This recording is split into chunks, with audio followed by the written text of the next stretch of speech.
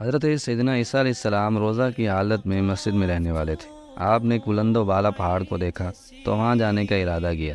حضرت سیدنا عیسیٰ علیہ السلام نے دیکھا کہ پہاڑ کی چوٹی کے اوپر دودھ سے زیادہ سفید ایک چٹان ہے۔ اللہ تعالیٰ کے نبی اس چٹان کے ارد گرد گھومے اور اس کے حسن و جمال کی وجہ سے بڑے متعجب ہوئے۔ اللہ تعالیٰ نے حضرت سیدنا عیسیٰ علیہ السلام کی طرف وحی فرمائی، اے عیسیٰ علیہ السلام، کیا آپ اس بات کو پسند کرتے ہیں کہ میں اس سے بھی زیادہ عجیب و غریب چیز آپ کے سامنے ظاہر فرما دوں؟ حضرت سیدنا عیسیٰ علیہ السلام نے جواباً عرض کیا، جی ہاں، ضرور فرمائیے۔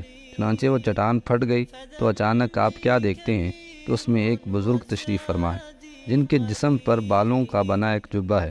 اس کے سامنے ایک ڈنڈا پڑا ہوا ہے اور اس کے ہاتھ میں انگور ہیں اور وہ کھڑے ہو کر نماز پڑھ رہا ہے۔ بزرگ کو اس حالت میں دیکھ کر حضرت سیدنا عیسیٰ علیہ السلام بڑے حیران ہوئے۔ حضرت سیدنا عیسیٰ علیہ السلام نے فرمایا، اے شیخ، یہ کیا ہے جو کچھ میں دیکھ رہا ہوں؟ بزرگ نے عرض کیا، یہ ہر روز کا میرا رزق ہے۔ حضرت عیسیٰ علیہ السلام نے اس سے فرمایا کہ کتنے عرصہ سے تم اس چٹان میں عبادت کر رہے ہو؟ بزرگ نے کہا کہ 400 سال سے۔ حضرت سیدنا عیسیٰ علیہ السلام نے بارگاہ الہی میں عرض کیا، یا اللہ، کیا تو نے اس سے بھی کوئی افضل مخلوق پیدا فرمائی ہے؟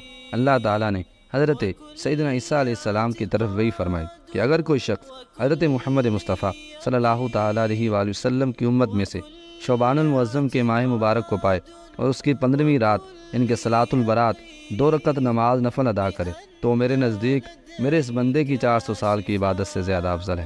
حضرت سیدنا عیسیٰ علیہ السلام نے فرمایا کہ کاش میں بھی محمد مصطفیٰ صلی اللہ تعالیٰ علیہ وآلہ وسلم کی امت میں سے ہوتا تو الحمدللہ اللہ تعالیٰ نے کتنا احسان فرمایا کہ ہمیں محمد مصطفیٰ صلی اللہ تعالیٰ علیہ وآلہ وسلم کا امتی بنایا۔ تو دعا کیجئے کہ اللہ تعالیٰ ان کے صدقے ہم سب کی بخشش و مغفرت فرمائے۔